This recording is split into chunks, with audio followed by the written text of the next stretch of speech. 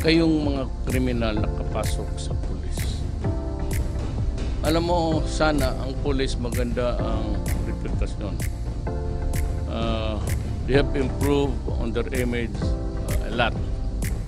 Tumaas na yung respeto ng taong bayan sa ating mga pulis. Kayo yung ang salot ng hindi maintindihan kung pag ganun kayo ng ganun, papatayin ko talaga kayo. Masiguro ninyo yan. Wala na akong magawa sa inyo mga kayo. Sa record na inilabas ng Philippine National Police o PNP nitong Marso lamang, halos 5,000 pulis at non-uniformed personnel ng ahensya ang na-dismiss sa serbisyo simula 2016 dahil sa mga iligal na gawain. Samantala, noong November 2020, mahigit 800 naman sa opisyal at kawani ng gobyerno ang sinibak sa serbisyo dahil rin sa katiwalian. Mr. President, I congratulate you for your effort to see to it that the country will survive these critical times. Hindi dapat gamitin ang mainit na kaisipan na kagaya ng mga kritiko natin. Dapat balance lang ang approach natin at mahinahon. Ang pinakamadaling gawin kasi is magpuna. No? And ang pinakamadaling gawin is to offer suggestion on hindsight. In other words, nangyari na muna, saka mo nakikita kung ano yung mas magandang pamamaraan. Pero at the time na mangyayari yan, you might not have the enough information or the enough capability para gawin yung isang particular na action. No?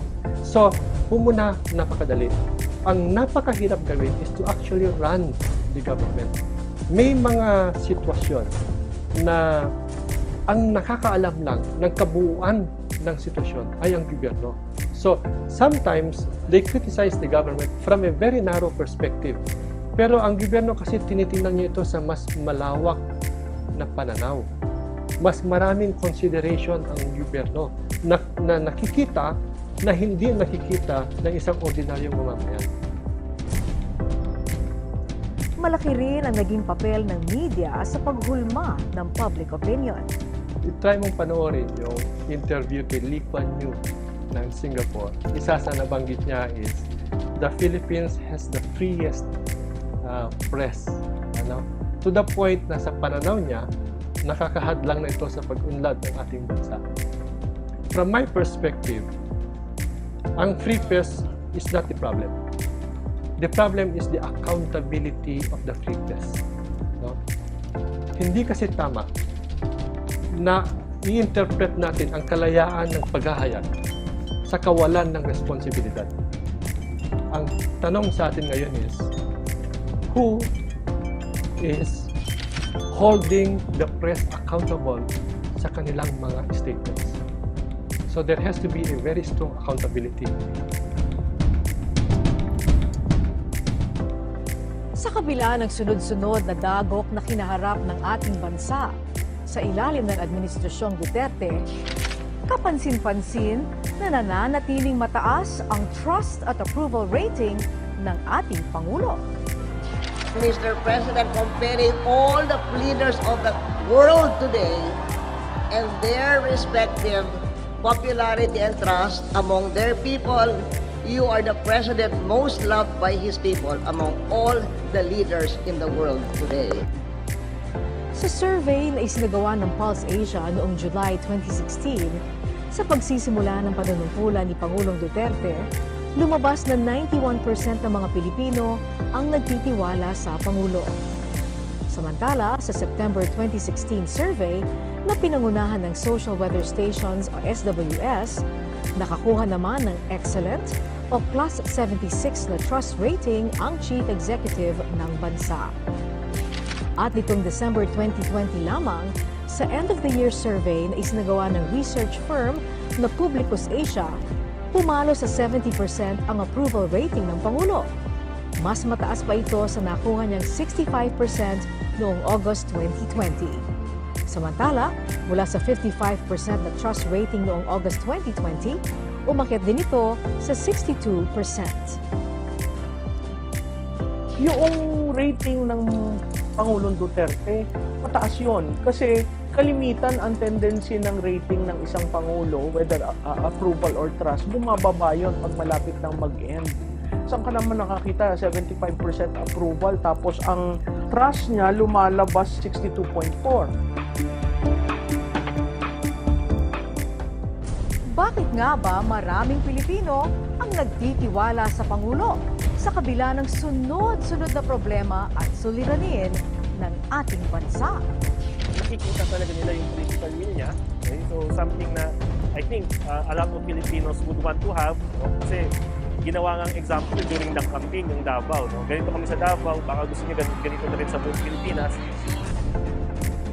Isa rin sa nakikitang dahilan ng mga analyst ang di pangkaraniwang personality ng Pangulo at ang pagiging responsive nito sa mga problema ng bayan. Wala siyang dinadago, sinishare niya kung anong nararamdaman niya. That's very unique in a presidential address. Pwede nating masabi yung pagiging responsive niya no, dun sa needs ng tao. We know where Davao came from, no? From a war-torn city. Napalago niya ito, no? Nagkaroon tayo ng magandang peace and order situation despite na sinasabi nila nga no, na iron hand yung pamamalakad ni President Digong dito sa Davao, nung mayor pa siya. Pero nagiging nagiging open pa rin siya no, sa iba't ibang sector. No? Like for example, nag-establish siya ng mga deputy mayors so that malaman niya ngayon kung ano yung mga pangangailangan talaga ng mga kapatid nating katutubo. Paliwanag ni Professor Beleno, nakuha ng Pangulo ang mga katangiang ito sa kanyang mga magulang na naglingkod din bilang mga community leader. Kasi nga yung nanay niya is a public school teacher. So yung siguro yung pamilya nila na-train sila na on one hand no, to be a community leader, on the other hand grounded naman sila no doon sa realities ng community. Para naman sa historian na si Frias Velasco, namana ng Pangulo ang katangian ng ating mga dato. Matapang, malakas, at matatag. Ang katangian ng Pangulong Duterte, nakuha niya yung katangian ng ating mga dato. Sapagkat ang ating mga dato ay larawan ng kalakasan, larawan ng katapangan, larawan ng katatagan. Na ang karaniwang mga mamamayan, mas pinipili yung mga uri ng leader na tinatawag na orang besa.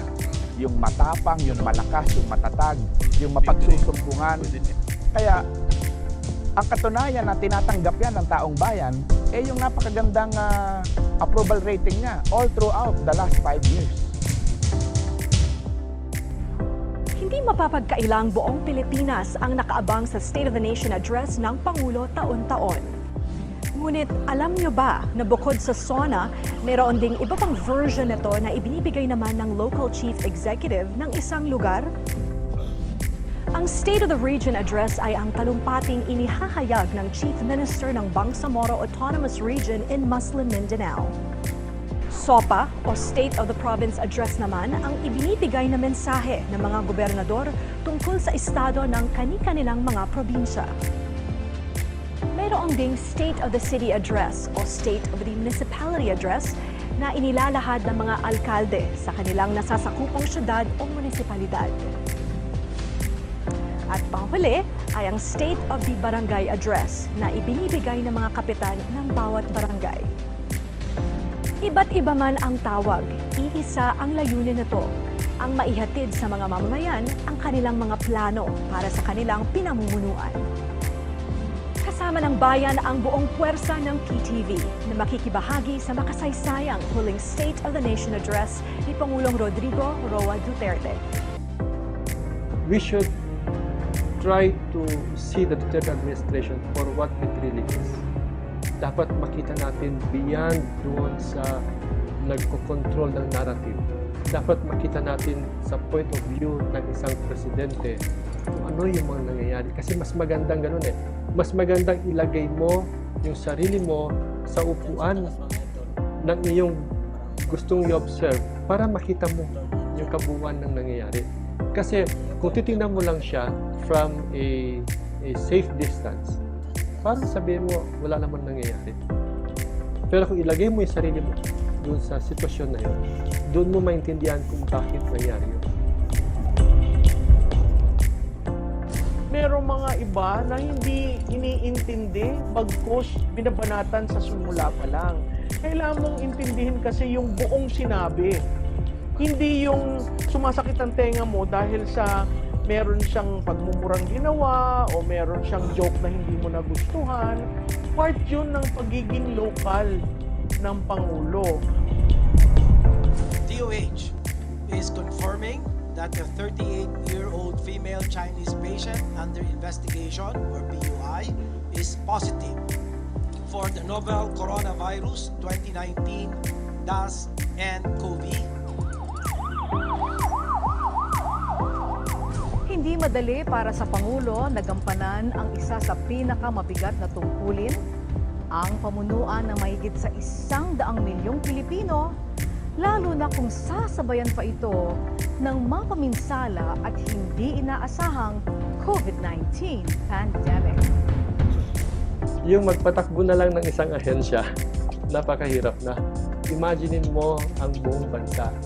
And given the fact that you have to play in an international arena na napakadaming mga interest na umaagaw sa inyong atensyon. Napakahirap talaga ng bagay na yan. You have to think of your people. You have to think of your resource. You have to think kung ano yung proper response mo. Ika-calibrate mo lahat-lahat ng mga bagay-bagay na yan. As you try to address yung mga problems na yan, at the same time, you're also trying to tweak yung gobyerno. Inaayos mo din yung gobyerno mo habang nagre-respond ka sa mga problema na yun. So, tignan mo na lang sa case ng Duterte administration. He has to respond to kaguluhan sa South. He has to respond to the West Philippine Sea. He has to respond to the corruption in government. At the same time, he has to streamline yung mga proseso natin. Kaya, tinayo niya yung ARTA. Ayusin natin ang proseso. I-deliver mo yung service mo sa mga tao at the proper time. 7 days, 21 days. So, lahat ng yun, sabay-sabay, lahat ng yun, iisipin ng isang presidente. Palagay ko, napakahirap patakbuhin ang isang ganong situation. Sa kabila nito, marami pa rin namang magagandang bagay ang pinagsaluhan ng pamilyang Pilipino. Sa ilalim ng Administrasyong Duterte, naisabatas ang Republic Act No. 11310 o ang pag-i-institutionalize sa Pantawid Pamilyang Pilipino Program o 4Ps. Ibig sabihin ay magpapatuloy ang programa hanggang sa mga susunod na administrasyon. Ang maganda kay Pangulong Duterte, ito yung leader na, dahil ako na presidente ngayon, hindi natin itutuloy yung mga project na magaganda. Kailangan mag-introduce tayo ng bago. Hindi siya ganun eh. Ipinagpatuloy niya yung mga matatagumpay na programa laban sa kahirapan. Kung mapapansin mo, when the President assumed office, he adopted and continued the national strategy that was contained in our Ambition Natin 2040 plan. This is a very important precedent. In the past kasi, pagpasok ng bagong administrasyon, babaguhin lahat ng nasimulan na nauna ng administrasyon without regard to the implications. Kaya ito ang nangyayari ay dahil sa kagustuhan nilang magkaroon ng kanilang sariling legacy or yung sinasawag natin legacy mindset. With the Duterte administration, the general directions of the plan was continued. Although, there were some refocusing and changes in prioritization in order to fit the needs of the changing times. Wala naman kasing plano na hindi pwede magbago. Doon sa Ambition 2040 natin, the plan that was crafted by NEDA from the previous administration, one of the things that we wanted to achieve is the idea of having a high-trust government. I think we were able to achieve that with the Duterte administration. I think ramdam ito ng ating mamamayan and even with those of us working for the government. Alam nila na kapag sila ay nagbabayad ng buwis, hindi ito ninanakaw. Sa ilalim ng Administrasyong Duterte, naitaas ang sahod ng government nurses na ilang taon nang pinakahihintay ng ating frontliners. Mula sa salary grade 11 para sa entry level, naiangat ito sa salary grade 15. Ibig sabihin, Kung noon ay 23,877 pesos lamang ang buwanang sahod ng Nurse 1, umangat na ito sa 33,575 pesos. Sa termino ring ito, naiangat ang sahod ng mga sundalo, pulis, bumbero, jail officers at iba pang mga kawani ng gobyerno. Kasabay nito ang pag-modernize at pag-procure ng mga makabagong kagamitan para sa Armed Forces of the Philippines at Philippine National Police para sa kaligtasan ng bansa at ng mamamayan. Sa panahon din ng Duterte administration, nagkaroon ng adjustment sa personal income tax na hindi man lang nagalaw sa loob ng 2 dekada. Ito lang ang administrasyon na nakapagpababa ng personal income tax ng karaniwang minimum wage earner, kung saan the administration practically gave 14-month pay sa karaniwang Pilipino. Kapag ka kasi binawasan yung tax na ipo-collect sa'yo, may gagamitin kang panggastos. At ibig sabihin, ang ekonomiya natin ay lalago kasi maraming pera na nagsisirculate. On the side of the business community naman, yung pagkakaroon ng lesser tax na binabayaran ay nahahawakan nila yung kapital nila at maaari nila itong invest sa iba pang mga businesses. Yun nga ang sinasabi natin, ano?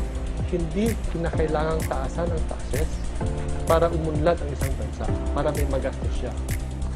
Sometimes it's better to cut the tax para may maiwan sa mga kumpanya para makapag-innovate pa ito ng panibagong mga produkto. Kasi kung sinasakal mo ang isang kumpanya at kinukuha mo ang pera sa kanya, nawawalan siya ng pera para gumawa pa ng panibagong mga produkto.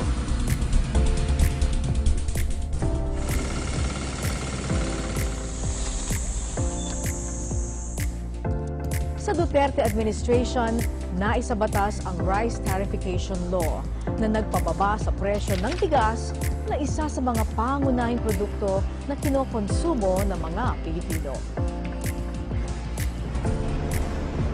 Sa administrasyon ding ito, naisoli sa Pilipinas ang mga Balanggi Gabel na kinuha ng mga sundalong Amerikano mahigit 1 siglo na ang nakalilipas.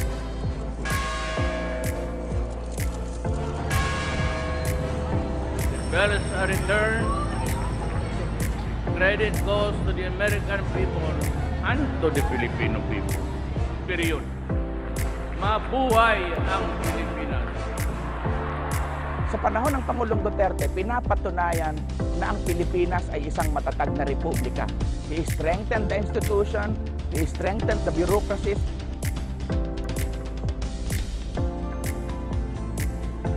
Sa panunungkulan din ni Pangulong Duterte na rehabilitate at naibalik ang ganda ng Boracay.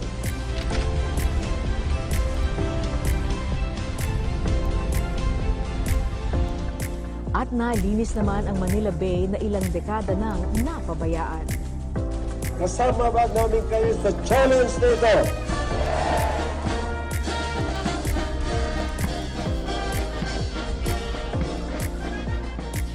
Ang pagmamahal at malasakit ng administrasyon sa mga Pilipino ay higit na nakita sa pagharap nito sa COVID-19 pandemic. Kabilang na dito ang pamamahagi ng tulong pinansyal sa mga pinakaapektadong pamilya sa ilalim ng Social Amelioration Program. Maraming salamat po sa gobyerno natin at binigay talaga yung nararapat na tulong para sa bayan. Isa ito sa mga naging patayan ng publiko para hiragin si Pangulong Duterte bilang top government official na may pagmamahal at malasakit sa bansa at pakikisama sa mga Pilipino. Ito ay batay sa pahayag survey ng Publicus Asia na ginawa nitong August 2020. Bakit si Duterte? Wala akong nakitang nangangampanya na ang dala-dala sa kampanya ay bandila. At hinahalkan ang bandila as campaign framing. Very unique ang framing. Mahal ko ang Pilipino. Huwag niyong sasalyahin ang Pilipino, not during my term.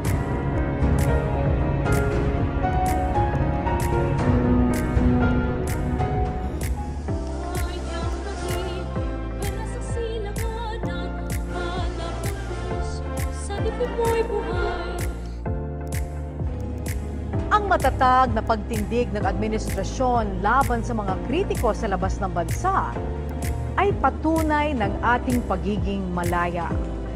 At ang kanyang pamamaraan ng pamumuno at pagtugon sa mga isyung panlipunan ay refleksyon ng interes ng sambayanan.